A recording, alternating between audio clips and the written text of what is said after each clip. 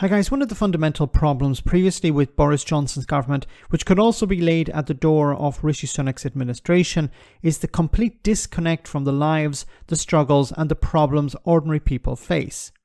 Helen McNamara, a former civil servant, described both the toxic and misogynistic environment within Johnson's government, and no real attempt to deal with it. And on that, the issue of class was also a problem which was raised perfectly by Andrew Fisher, a former Labour Party policy director. Have a listen.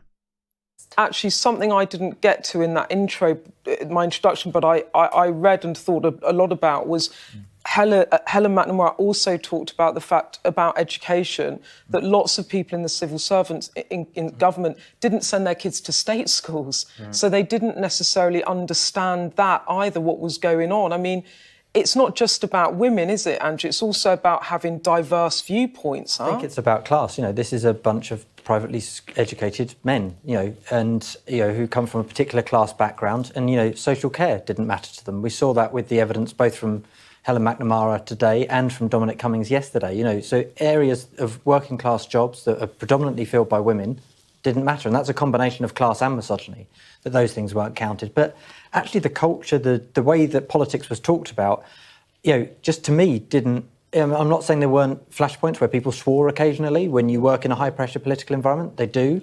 But that kind of misogynistic language and that constant abuse is just alien. I don't know what One thing I have to say about that, and you will know this as a woman who will have inevitably experienced it, is that behaviour feeds itself. It fuels itself. Yeah. So it's very hard to put a stop to it once it gets going. Right? The culture's set at the top, and I think that's the problem. Well, it can also come from the side and from the bottom, but once it gets rolling, it's very hard to nip it in the bud and to cut it off. And I think that is, it's demonstrated in the testimony today that once it had set in, it putrefied the entire policy response.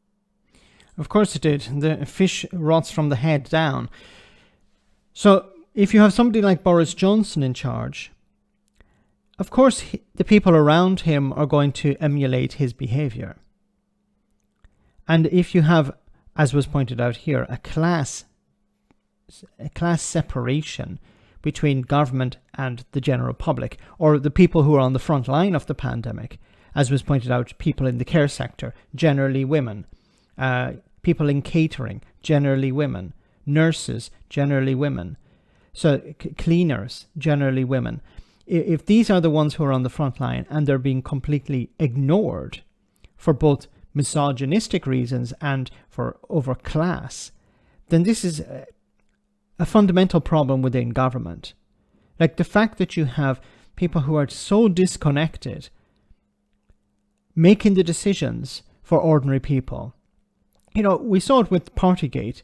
Boris Johnson partying, having a wonderful time, and the people around him doing exactly the same because they were following his lead.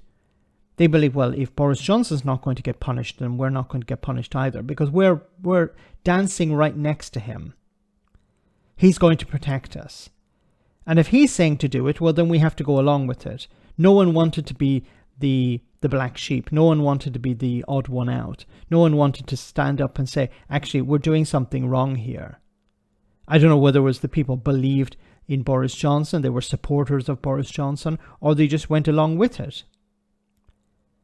But it showed a complete and utter disconnect, not just from the lives of ordinary people, but a class disconnect. We are above everyone else. We're the ones who write the rules, but we don't follow the rules. We write them for other people. And until that changes, you're going to see more problems like this. Boris Johnson should never have been anywhere near number 10. He was voted in because people thought he was a bit of a joke. Some people knew he was misogynistic, people knew he was sexist, people knew he was a bit of a racist, but they were willing to overlook that for some reason because they thought it would shake up politics. Well, it certainly did that. Let me know in the comment section, guys, what you think. As always, your comments are greatly appreciated. Thanks a lot.